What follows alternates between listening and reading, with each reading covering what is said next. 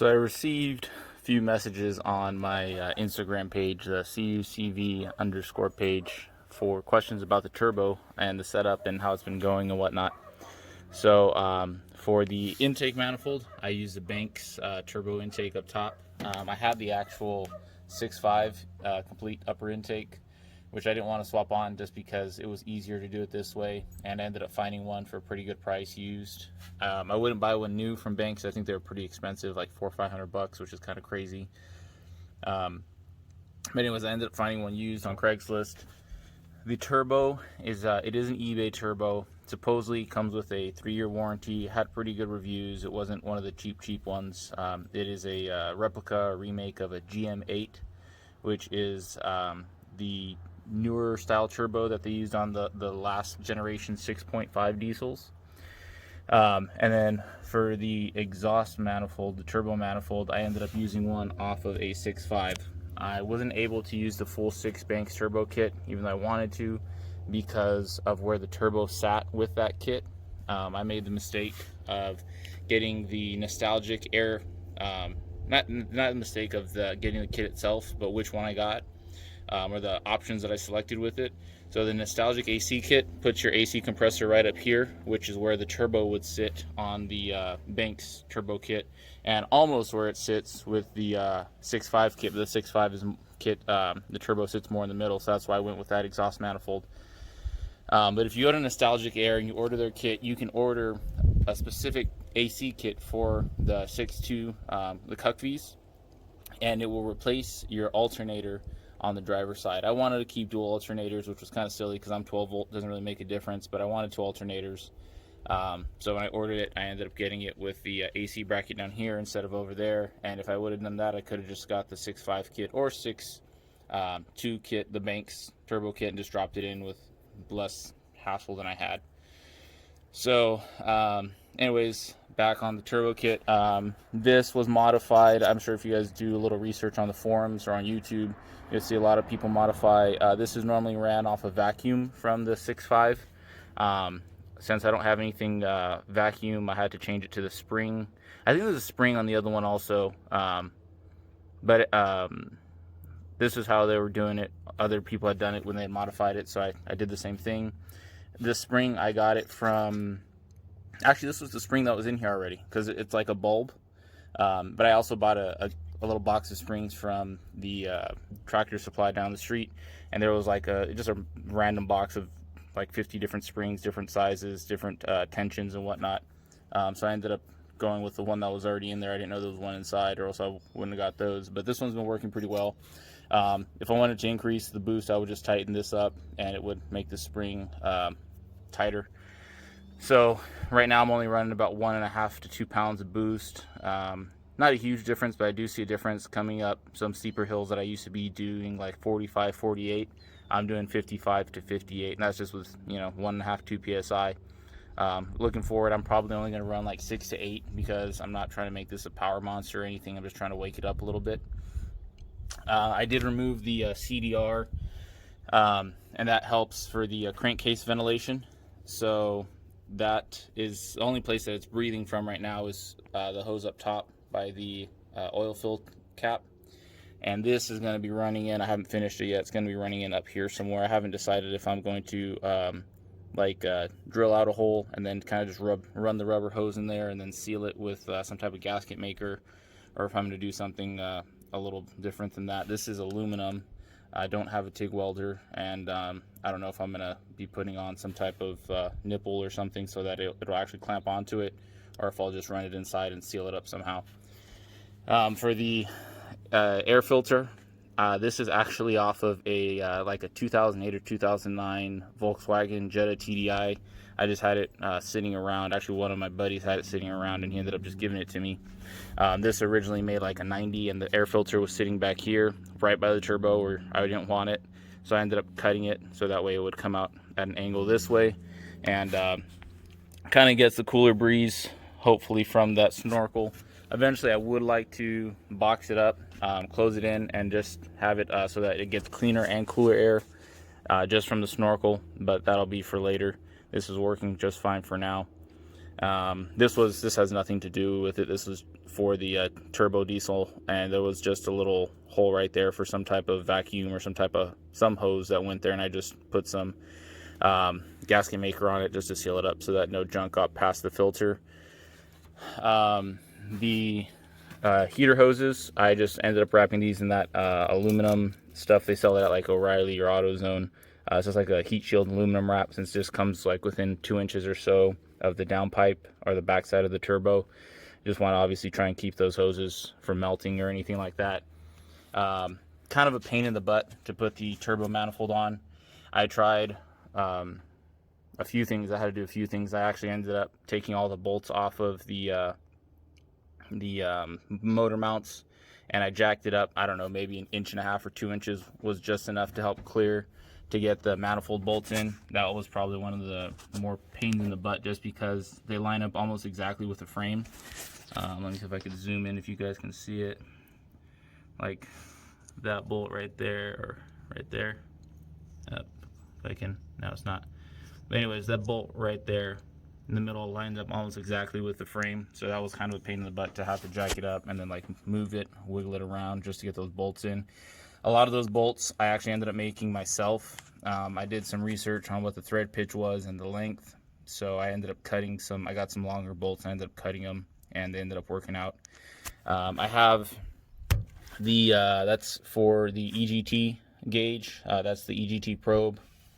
For the turbo, I had to get two T3, I think they're T3 or T4 flanges, and I just stacked them on top of each other, and I welded them together, so that way it gave me that extra clearance for the turbo up top to be able to have the air filter and everything, just to clear the AC with compressor with space. The oil feed line is coming from the oil cooler lines. I do want to get a better oil cooler later on also, but this T box that's in here, this is originally used by the military. If you have a non-military 6.2 diesel, you probably won't have this T box.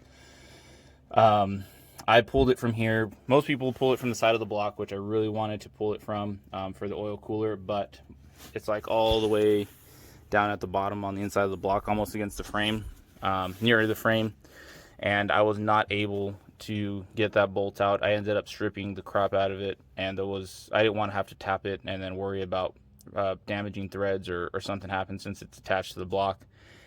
Some people said that you shouldn't run it from here because there's not enough volume, so there's enough pressure here. Actually, some people said there wasn't enough pressure, but I checked it, and I want to say it was like at idle, it was like 25 psi, and then I revved it up for a while, and I think it got up to like 45 or 40 psi, but there was not enough volume. So what I did was I ended up drilling out the hole, tapping it to make it bigger. I got a larger fitting.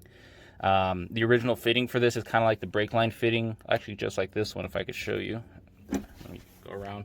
So the fitting is just like, oh gosh, let me see here. And this is where it connected to previously.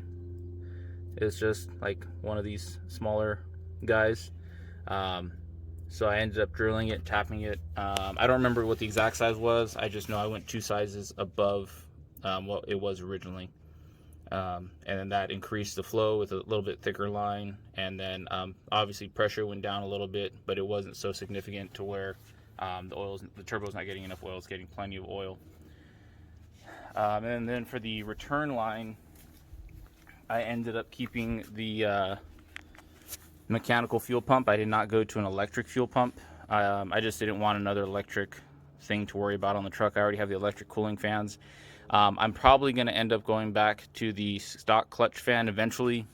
It did cool better than these do going up long, steep grades. These cool really, really well, but the fans, they just beat it. I think together these are running like 8,500 or 8,700 CFM combined, and then the one clutch fan runs like almost 10,500 CFM or something like that. So this works really well, but I did have some times going up really long steep hills where I had to pull over, and that was really only once. That was headed out 395, which is not too far from where I'm at, where I go off-roading and camping sometimes.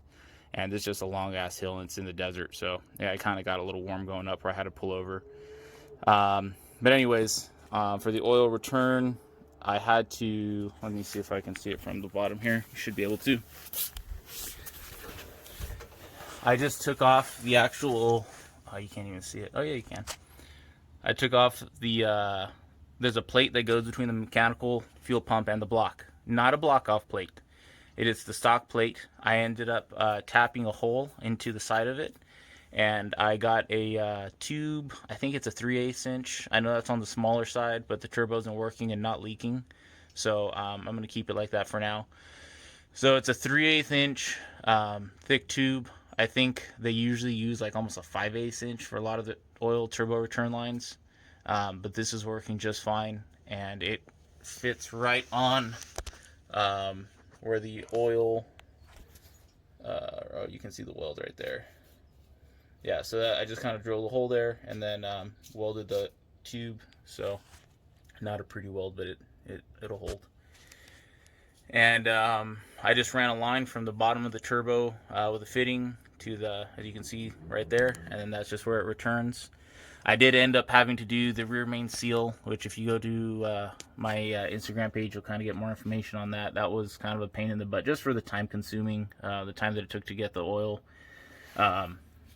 pan taken off, mostly the transmission and transfer case. I took them off as one piece. You'll see it looks like there was some oil leaking, and there was from the turbo for a while, and I'll get back to that in a second. I forgot to tell you guys about that. That's just a crossover pipe. I went to an exhaust shop and I had somebody do that. I am going to wrap that in heat wrap just because it's kind of close to the front of the tranny pan, and that extra heat, I don't want the, affecting the transmission fluid, which I don't think it will significantly, but anything to help keep it cool would be best. And then in terms of the exhaust, I ended up having them run it outside of the frame. I didn't want to, but it was really tight to run it inside of the frame, and the guy said he would do it, but it was charging me by labor hours. So this was a lot quicker, cheaper, and actually worked really well. Let's see here. So I just cut a little hole on the inside of the fender there and just ran it through the side. I thought the exhaust was going to be a lot louder. This is a like $60 Flowmaster muffler that he had in stock. I thought it was going to be really loud, but it's actually almost the same amount of loudness or quietness, whatever, that I had when I had the big old mufflers in the back. That's a tad bit louder, but you can't really even notice. It doesn't make a difference. It's not any louder than the 6.2 is roaring by itself when you're hauling down the highway. I am going to wrap that also in the exhaust wrap. And then back to the turbo I was telling you about. So you can kind of clock or adjust the turbo housing. I thought you could just adjust it from the back. I didn't know you could adjust it from this side also. I thought there was some turbos have like valleys or channels that have to line up for the oil to flow through properly. This turbo does not have that, luckily. So I just loosened these guys back up so I could rotate the turbo. If you see some of my older pictures, the turbo is facing down and the oil line is facing this way. You always want to have the oil going through the turbo as vertical as possible so it goes straight through. When I had it at an angle, it was causing the turbo to leak, and that was all that oil you guys saw at the bottom. But I got that solved really easily, luckily, and everything's been running pretty good. Again, not running a whole lot of PSI yet, waiting to totally finalize everything with the crankcase ventilation, and then I also have to do my bigger concern is the harmonic balancer at the bottom. It's starting to crack. I saw some chunks down there, and not coming out, but there's some pretty big chunks that have cracks in them. So before I turn up the boost and put more stress on anything, I want to make sure that's swapped out. So hopefully that'll be done in the next week or two, depending on how much time I have. On the side of the factory, so if you use a 6.2 intake, you're going to have to cap off the sides where the old CDR / crankcase ventilation went. And these are just some like 1-inch caps that I found laying around the garage. And then I just clamped them on there. So that's pretty much it. Trying to make sure I didn't miss anything. Oh, for the boost gauge running inside, that's to measure the vacuum line for the boost. There's 2 different spots you can put it there. I think they're just different sizes. and that runs inside to a Banks gauge. The Banks boost gauge, I did go with that because I wanted accurate boost, and I know Banks usually makes pretty good quality products. That was like 65 bucks or 75 bucks, so not too bad by itself. And then the exhaust, the EGT gauge, is also running inside. I guess I'll show you guys real quick. It's not fully wired up yet. The boost gauge is, but the EGT gauge isn't, so there's like wires hanging down here. And I just have them sitting right there. So that's actually one of my AC vents, because it would have gone up here and I didn't want to drill a hole through there. So I got the AC vents, I got engine temperature right there. I have the boost gauge, and then I have the EGT gauge, which I still have to wire some stuff up for. And that's pretty much it for the turbo setup. It took a little bit longer than expected just because I had to kind of join two different kits together and kind of do some measurements, make sure that it was going to clear the AC compressor, which was my biggest concern. The Nostalgic Air does sell a bracket. So if you order the bracket originally, they don't charge you any extra for that bracket. But if you want to order it after you've already ordered this kit to swap the AC compressor to the driver's side, it was like $360, which is crazy in my opinion. So hope this video helps. I know it's been kind of long. Again, GM8 turbo Banks upper the intake housing, so you just swap out the air housing for it, and then the 6.5 diesel exhaust manifold are the bigger components. Everything else in between pretty straightforward. So if you have any questions, please feel free to comment below. Follow me on my Instagram page, CUCV_page, if you want to see more cool trucks. And yeah, thanks for checking it out.